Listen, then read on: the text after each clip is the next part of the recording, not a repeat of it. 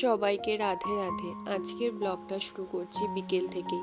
প্রথমেই চলে গেলাম ছাদে যে আমার শুকনো জামা কাপড়গুলো সব তুলে নিলাম। আর এখন যেহেতু শীতকাল সেই জন্য খুব তাড়াতাড়ি সন্ধে হয়ে যায়। আর আমি আমার জামা কাপড়গুলো তুলে আমার কম্বলটাও তুলে নিলাম। কম্বলটা আমি কিছুদিন আগে ধুয়ে দিয়েছিলাম, কারণ প্রচণ্ড ধুলো পড়েছিল। অনেক দিন ভেতরে ছিল, এই জন্য ধুলাম। তো 3 দিন এটাকে শুকালাম, আর তারপর ছাদে বসে ক্রিম মেখে নিলাম। এখন খুব ঠান্ডা পড়ে গেছে, তাই সবসময় আমি গরম জামা কাপড় পরেই থাকি। আমি চাই আমি যেন সবসময় সুস্থ থাকি। আমি সুস্থ না থাকলে আমার দেবতার সেবা কে করবে? ওই জন্যই আমি চাই আমি যেন সবসময় সুস্থ থাকি। এরপর ঘরে সব জানলাগুলো আটকে দিলাম, কারণ এই সময় আমি সব ঘরে জানলা আটকে দিই, কারণ একটু পরেই মশা ঢুকে যায়।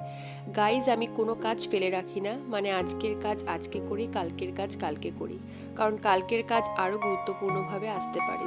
আর তার সাথে সাথে কিন্তু আমি আমার গাছপালাদেরও খুব যত্ন করি। তারপর গাছে জল দিয়ে আর যে জামা কাপড়গুলো আমি ছাদের থেকে নিয়ে এসেছিলাম সেগুলোকে আমি ভাঁজ করে নিলাম। তারপর এর মধ্যে আমার বর বাড়ি চলে এসেছে অফিস থেকে, আর আমি আর আমার বর একসঙ্গে তখন কাপড় গোছাতে গোছাতে গল্প করছিলাম।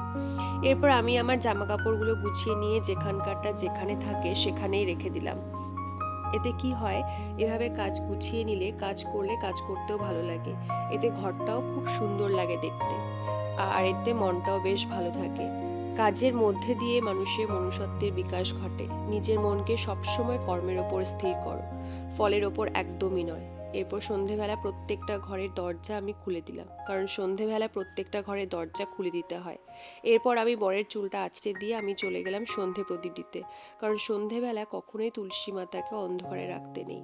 মোমবাতি বা প্রদীপ তোমরা তুলসী তলায় দিতে পারো। এরপর পুজো করে নিলাম। তোমরা ভগবানের নাম জপ করো, ভগবান কিন্তু একজনই, তারা অনেক নাম।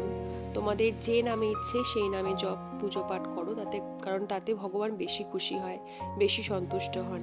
এরপর আমি আমার গণেশের ড্রেস চেঞ্জ করে এরপর ঠাকুরের বাসন মেজে ঠাকুর ঘর ক্লিন করে আমি শুতে চাই, যাতে সকালবেলায় কোনো প্রবলেম না হয়। এরপর রাতের খাবার বানিয়ে 9টা থেকে 10টার মধ্যে শুয়ে পড়ি। তো আজকে ভিডিওটা আমি এই পর্যন্তই রাখছি। আবার দেখা হচ্ছে নেক্সট ভিডিওতে।